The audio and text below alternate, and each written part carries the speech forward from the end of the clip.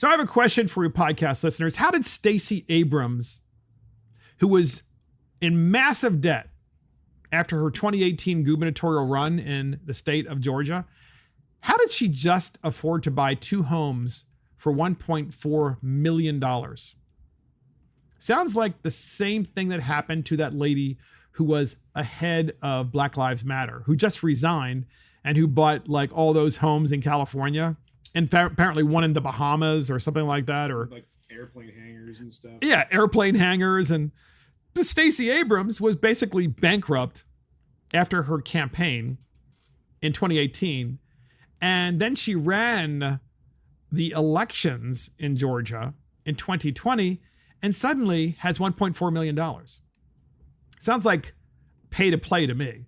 So failed Georgia gubernatorial candidate Stacey Abrams now owns 2 homes in Georgia worth over $1.4 million. By the way, that's a lot of home in Georgia, if you want to know. On the East Coast, not so much, but if you're in Georgia, that's a lot of homes.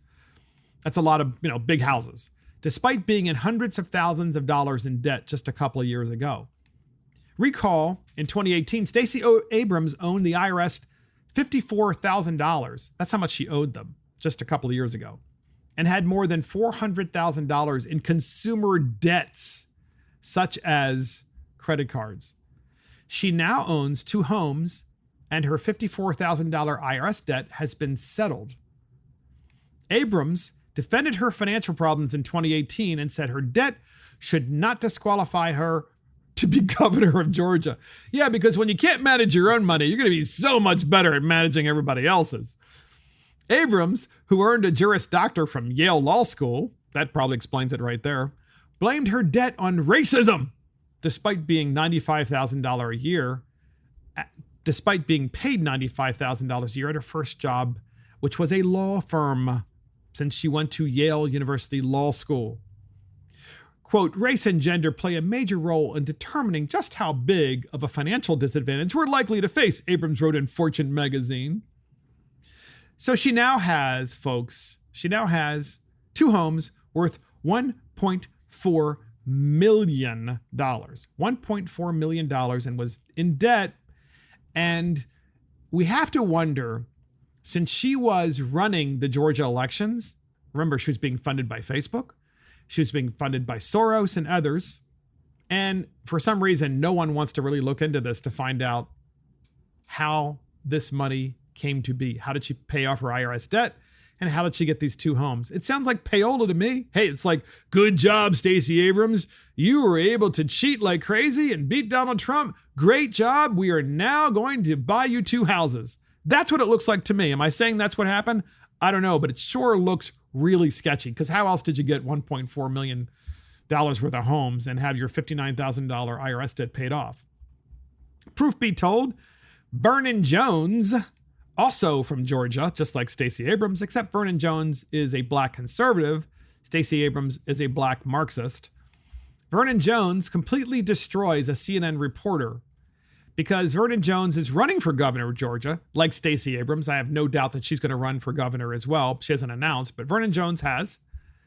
And a CNN reporter starts asking him all these questions because, remember, if you are a black Republican, then CNN is going to attack you, and so is MSNBC and CBS and ABC, because that is not allowed.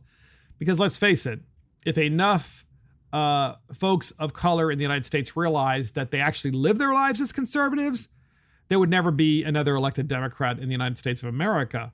I mean, that would just go bye-bye. So Vernon Jones tweeted the fact that real journalism is dead in America.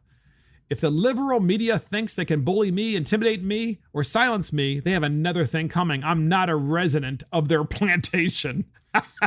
He said this before, and we've done this kind of story before, but this is new information where he takes this CNN reporter and he turns the tables and says to the CNN reporter, I'm going to ask you questions now. What about the drop boxes that were written into state statute in the state of Georgia? Were they actually written into state statute? Because you guys in CNN are saying that they were. Actually, they weren't. They were just decided completely by the election board and by judges rather than by the state legislature. So naturally, the CNN reporter wants to make sure that Vernon Jones does not succeed as governor of Georgia. We have that clip, and here it is. He's with CNN. Were the drop-off boxes that were used in our election. This gentleman's with CNN. He's with CNN. What's your name? Doug Sayers. This is Mr. Sayers. Were the drop-off boxes used in the 2020 election and the 2021 runoff? Were those drop-off boxes written into state statute? I do not know, sir. Are you open to looking to see if it were? Sir, I just asked questions. No, I'm just asking you a question. So was it used? No, you've asked me questions already. Was it? Are you going to look into it? May I ask you? I just want to see, here's CNN. Because CNN is about controlling Negroes. That's what it's saying. Controlling Negroes. That's what CNN is about. They don't want people of color to have conservative thoughts. He's here to keep me running and keep me from being the governor of the state. Why? Because the liberals, they do not want blacks thinking for themselves. They're here for Stacey Abrams. You know and I know that the drop-off boxes were not in the state statute. You know and I know that the ENET signature verification was not in the statute, right? We both know that. Now I want you to look in that camera. Are you going to investigate that? Sir, there are many people in our I organization. want you to look in this camera right here. Are you going to investigate that? So that's awesome. That's Vernon Jones running for governor of Georgia, basically in the face of the CNN reporter who wants to do anything he can, the CNN reporter, to be able to crush the Vernon Jones campaign for governor.